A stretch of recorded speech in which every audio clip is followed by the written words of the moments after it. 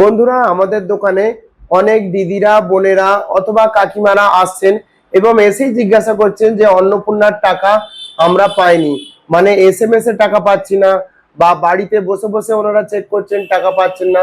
ঠিক আছে বন্ধুরা, তো তাদের কিভাবে চেক করতে হবে ব্যাপারটা ভালো করে বুঝে নিন। বেশিরভাগ মহিলারা টাকা পেয়ে গেছে। ঠিক আছে বন্ধুরা, আপনারা লক্ষ্য করে দেখবেন আপনাদের পাড়া প্রতিবেশী যেখানেই হোক, বেশিরভাগ মহিলারা অন্নপূর্ণা যোজনার টাকা পেয়ে গেছে। এবারে দেখবেন কিছু কিছু মহিলারা কোনো নিজস্ব প্রবলেমের জন্য টাকাটা খুঁজে পাচ্ছে না। তো তারা কিভাবে টাকাটা খুঁজে পাবে? তো বন্ধুরা, প্রথমে কি করতে হবে ভালো করে শুনুন। প্রথমে কি করতে হবে, সোশ্যাল সিকিউরিটি যে সাইটটা আছে সেই সাইটটাকে আপনাকে লগ ইন করতে হবে। যে নাম্বার দিয়ে আপনি অনলাইন করেছিলেন সেই মোবাইল নাম্বারটা দিলেন, দিয়ে ঢুকলেন, দিয়ে দেখবেন কি দেখাচ্ছে। তো এখন বেশিরভাগই দেখবেন অ্যাপ্রুভ দেখাবে। যদি অ্যাপ্রুভ দেখায় তাহলে জানবেন টাকা ঢুকে গেছে শিওর একদম। ঠিক আছে, তারপরে ওখানে তো একটা ক্লিয়ার করে নিলেন যে টাকাটা ঢুকে গেছে। এরপর আপনাকে ডিবিটি চেক করতে হবে। ডিবিটি অবশ্যই চেক করতে হবে। অনেকে বলছে আমি ডিবিটি করেছি, আমি ব্যাংকে গিয়ে ডিবিটি করেছি, ব্যাংকে আমাকে স্যারেরা বলে ডিবিটি করে দিয়েছে। এমনকি ব্যাংকেও কিছু কিছু সময় ভুল কথা বলে দিচ্ছে। তাই আমি আপনাদেরকে বলছি যে ব্যাংকের কথা বলেছে ঠিক আছে, আপনি নিজের চোখে দেখে নিন, তাতে কি আছে। আপনি আধারের সাইডে যাবেন, আধার লগ ইন করবেন, দেখবেন ওখানে ব্যাংক সিডিং স্ট্যাটাস বলে অপশন আছে। সেখানে ক্লিক করে আপনারা ইজিলি দেখতে পাবেন যে আপনার কোন ব্যাংক লিঙ্ক আছে। এটাও হতে পারে যে ওখানে কোনো ব্যাংকই লিঙ্ক নেই, আবার এটাও হতে পারে যে ওখানে অন্য ব্যাংক লিঙ্ক আছে। চমকে যাবেন বন্ধুরা, আমি বহুত ঘটনা ফেস করেছি, সেজন্য আপনাদেরকে বলছি। তো ওইভাবে চেক করবেন। এছাড়া তারপরে ওটা দেখে নিন যে আপনার ধরুন স্টেট ব্যাংক লিঙ্ক আছে। ঠিক আছে, এবারে স্টেট ব্যাংক চেক করার অনেক উপায় আছে।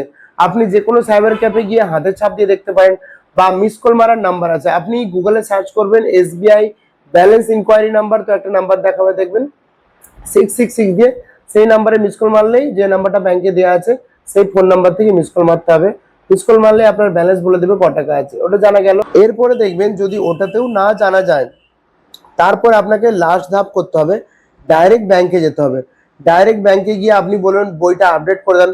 যদি বলে যে আপডেট মেশিন খারাপ আছে, তো আপনি ভালো করে জিজ্ঞেস করবেন যে স্যার, যে টোটাল ব্যালেন্স কত আছে দেখে দিন, আর লাস্ট কবে অন্নপূর্ণা ঢুকেছে সেই ডেটটা বলুন। ব্যাস, ঠিক আছে বন্ধুরা, ওটাতে আপনি অবশ্যই জানতে পারবেন ব্যাংকে গিয়ে।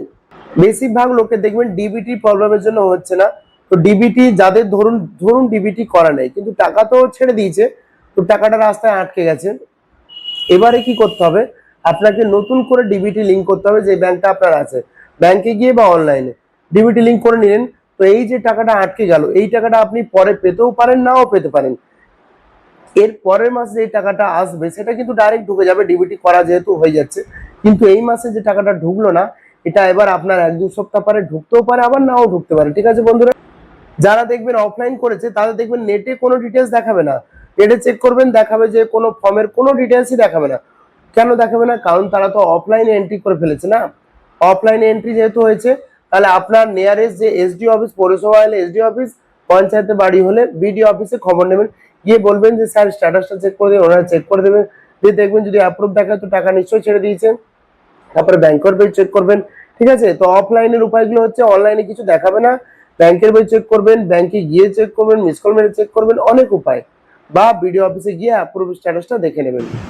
আমার দোকানে যারা অনলাইন অন্নপূর্ণা করেছে তাদের প্রত্যেকেরই আমি ডিবিটি জোর জবরদস্তি চেক করে দিয়েছি। ঠিক আছে বন্ধুরা, চেক করতে 5-10 টাকা নিয়েছি সেটা আলাদা কথা, কিন্তু চেক করে দিয়েছি। কারণ আমি জানি যখন টাকা ছাড়বে তখন ডিবিটির জন্য টাকা আটকালে বিরাট গায়ে লাগবে, টাকাটা লস হয়ে যাবে বলতে গেলে।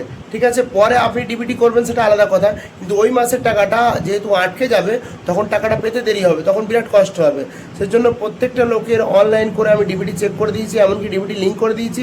যদি আমার কাছে লিঙ্ক হয়নি তাহলে আমি বলে দিয়েছি যে ব্যাংকে গিয়ে ডিবিটি লিঙ্ক করিয়ে নেবেন, এবং 2 দিন বাদে আমাকে চেক করে নেবেন যে লিঙ্কটা হলো কিনা।